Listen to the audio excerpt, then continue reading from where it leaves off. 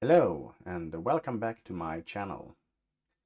In this video I'm going to make a review of the ZWO ASI294MM Pro camera and the ASI electronic filter wheel and the ZWO filter kits for LRGB and SHO narrowband.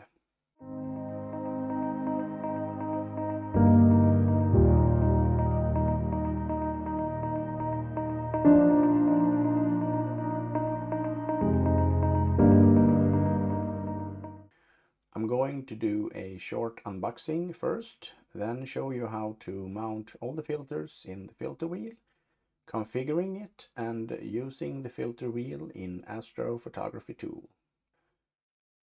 Before we get started, a quick note about the filters that I don't mention in the video. When using filters, you should follow the manufacturer's instruction on how to mount the filters. With that said, which side should be facing the camera and which side should be facing the telescope. This might be a bit difficult to judge, but if you hold the filter up and illuminate it with a light source, and then place an object directly above the filter, let's say a screwdriver, as you see me do in the video, you will have one side that will show the screwdriver more clearly. That's the more reflective side. And you will have one side that will show the screwdriver in a more dim way. And that is the least reflective side. That side should be facing the camera. One other thing is that I purchased the older 7-position 36mm for unmounted filters filter wheel, and that does not have the screw holes that you see in the image here. Those are used to mount some larger cameras, and since I don't have a larger camera, I will not use those. I will screw my camera directly into the filter wheel. And I did not want to risk any light leaks coming in through those holes. Before you start to touch your equipment, and especially the filters, I would suggest that you put on some protective gloves, like you see me do in the video, to minimize the risk of having fingerprints or other things on your filters. Also, make sure that you keep the filters and the filter wheel and the inside of the mechanics as dust-free as possible using a blower. Don't use any other pressured air because that will introduce particles such as oil. Don't blow on it with your mouth because that will also introduce particles that you don't want to have on your glass. We're gonna do a quick unboxing video of my new equipment. First of all, the camera.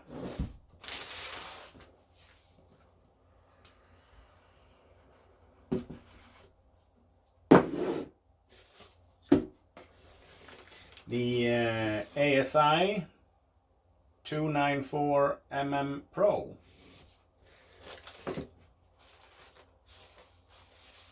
Camera bag with the camera in it. USB cable. Another USB. A third USB. Here we have two extensions. M42, 116.5 and 121. So I'm actually not going to use the 21 because I'm going to use my filter wheel instead. And we have a cover nose piece for the filter wheel. We have an adapter 42 to 48 and another adapter.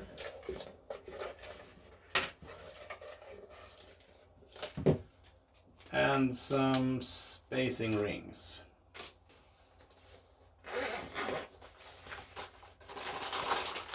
Let's check out the camera.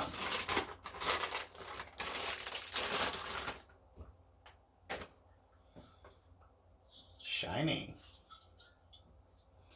Yay, the ASI294MM Pro by ZWO. 2 USB out, 1 USB 3 in, and one 12-volt DC plug for the cooling.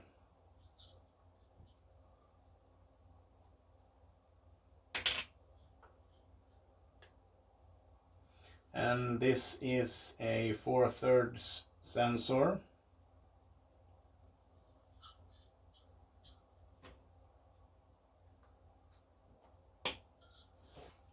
Filter wheel. Since this is a mono camera, I'm going to use the filter wheel 7 position 36 millimeter.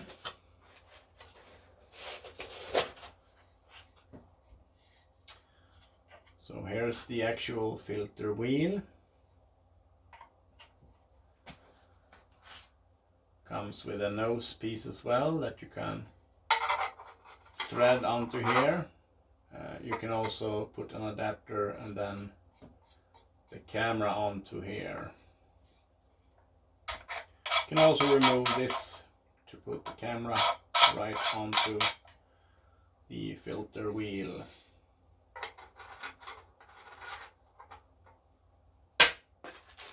Comes with an adapter, USB cable, a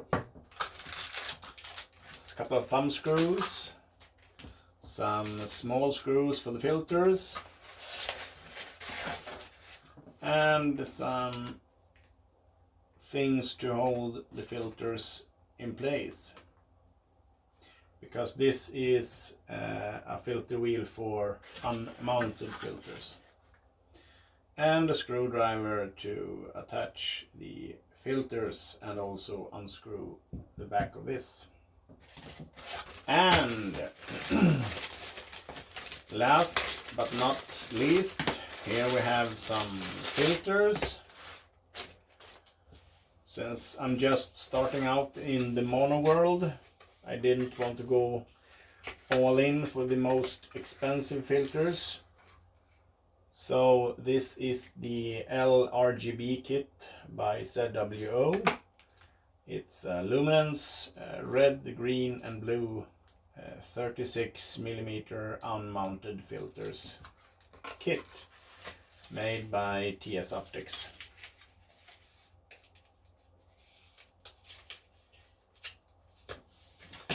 And then I have the narrowband filters. This is the H alpha and the sulfur 2 and the oxygen 3. And these are also unmounted 36mm.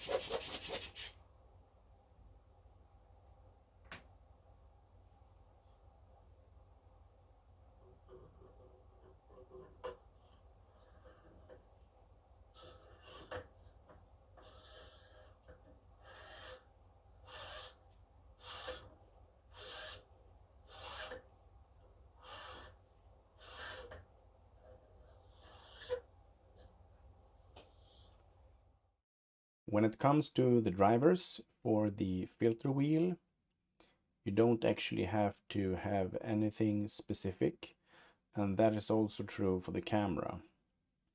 So if you already have a ZWO product, you probably already have the ASI camera's drivers installed, and that is basically everything you need. I noticed something with my ASI camera, and that is it did not like the USB extension that I had, even though it was a USB 3 cable. Also, it did not like my USB 3 hub that I have. So I was forced to use a cable directly to my mini PC from the camera.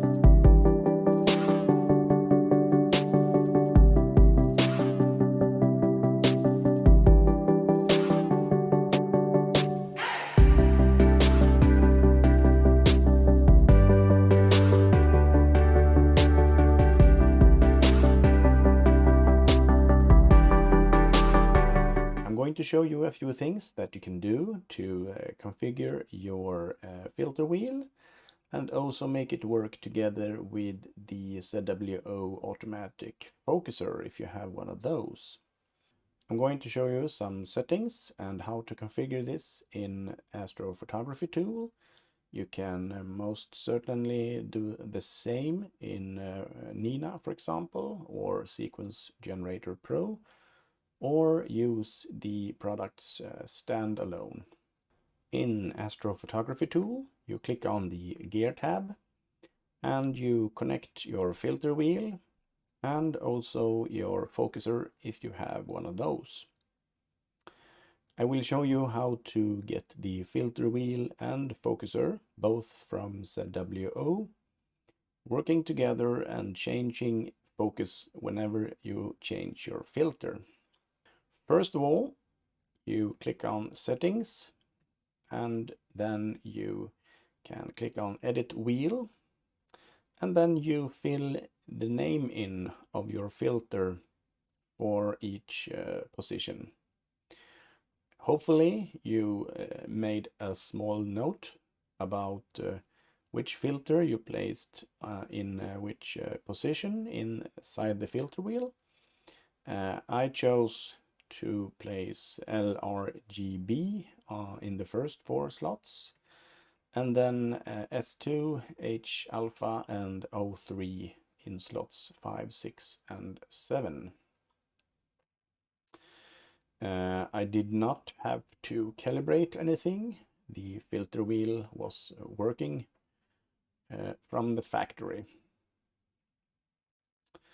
If you want, you can manually switch filters in this tab. If I want to set the filter to luminance, for example, I'm just selecting L, and it changes the position.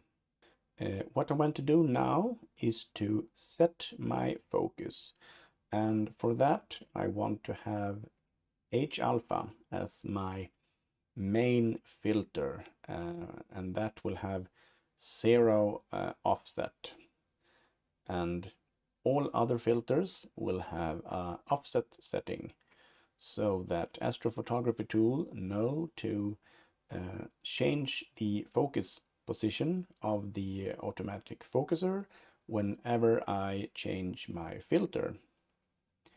And that is true both for the manual operation and if I schedule a plan to execute several different filters. First, we go to the camera tab and we select the image preview to 1:1. It is best if you select a bright star to do this on. Then you click on Tools and you open Focus Aid and Auto Focus Aid. Then you take the Focus Aid window and place it over the star. And then you take the Autofocus Aid window and you select your method.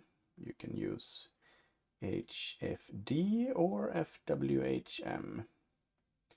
You click on the settings if you want to or need to.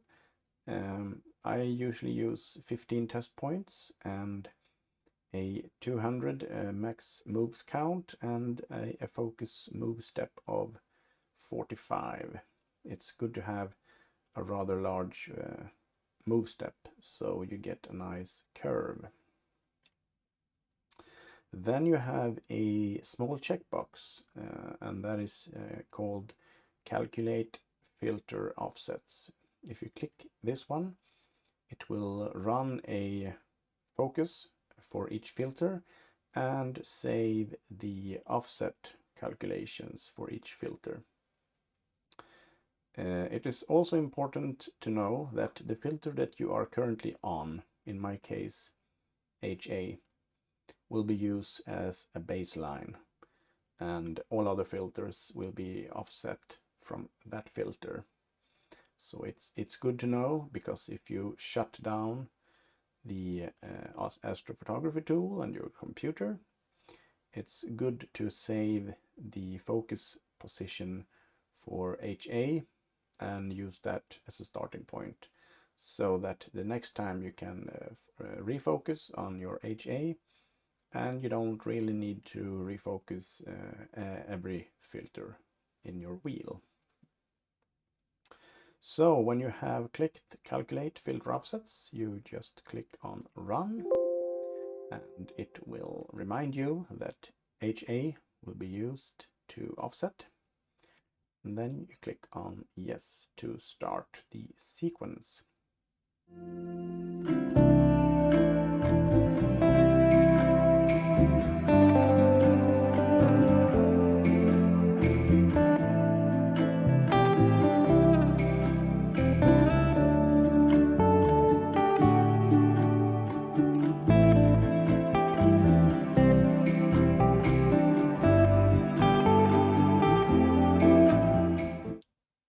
We have a result, and as you can see, we have some offsets here.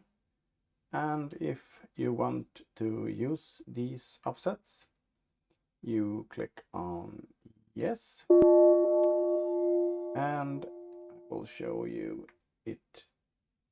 It saves those settings in Tools, APT Settings, and Filter Wheel. And here you can see the offset numbers for each filter. So HA is master, the baseline, and I will show you how it works. Let me remove the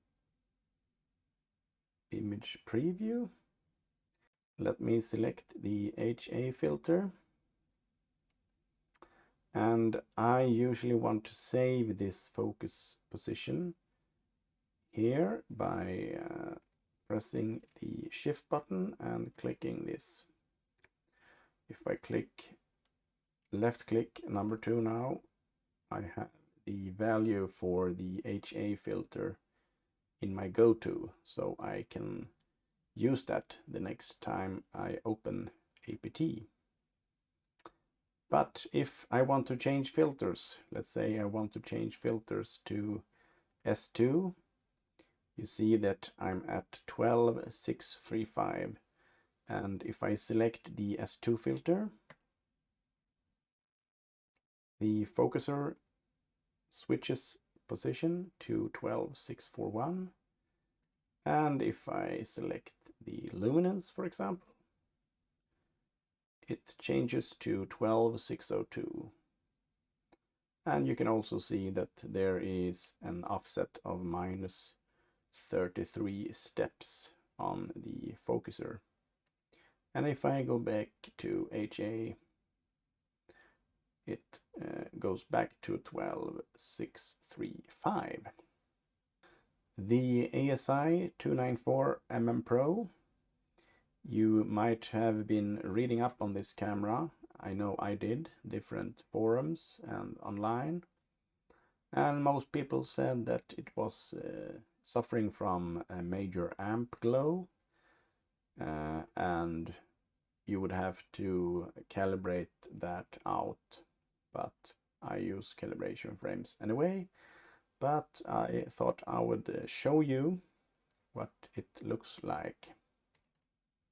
So this is a single dark frame taken with a 300-second exposure at minus 10 degrees Celsius. If I stack 40 of these, I will get a master dark frame that looks something like this. As you can see, we have a major amp glow on the right side and also on the left side, and we also have some down here. So you might ask yourself, what will this do to my image? So this is a single 300-second frame taken with the H-alpha filter. As you can see here on the right, the amp glow is noticeable. And let me show you a calibrated 300-second light frame. As you can see here, there's no amp glow whatsoever. It has been calibrated out without any problems at all. Now this is a comparison of a single light frame using the Canon 60D with the Baader UHCS L-booster filter, 240 seconds. You can barely see the elephant trunk down here. And to the right you have one single exposure, 300 seconds, using the H-alpha filter and the ASI294MM Pro camera. So the difference, I would say, is night and day between having a DSLR and a dedicated cooled Astro camera. Let me show you a processed image of the elephant trunk nebula that I took with my DSLR without any filters, and it was also, or is, I should say, unmodified.